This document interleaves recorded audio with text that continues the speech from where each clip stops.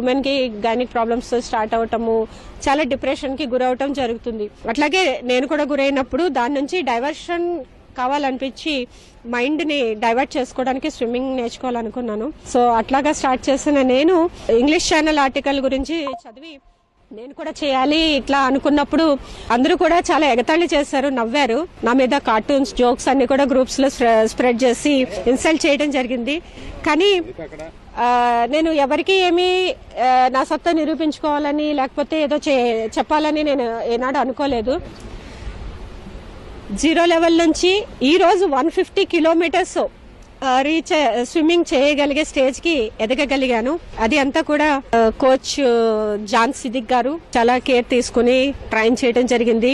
And joint sports Hyderabad లో ఉంది. దాంట్లో నాకు అన్ని రకాలుగాను ఫెసిలిటీస్ ప్రొవైడ్ చేశారు. విశాఖ నుంచి కాకినాడ వరకు ఎన్ని రోజుల్లో ఈదారు? మీ సముద్రం లోపల ఈదటం అంటే చాలా మత్స్యకారులు కూడా, గజేతగాళ్లు కూడా సాధ్యం కానిది ఒక రికార్డు. ఎట్లా సాధ్యమైంది? మీ టీము, మీ బృందం మీకు ఎలా సహకరించారు? 28th 11 o'clock కి స్టార్ట్ చేసాము స్విమ్మింగ్.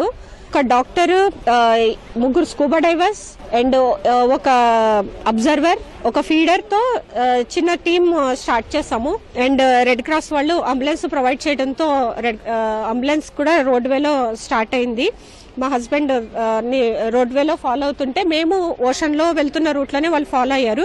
2 కయాక్స్ ఉన్నాయి. కయాక్స్ నుంచి కూడా ఫీడింగ్ అందించడం జరిగింది.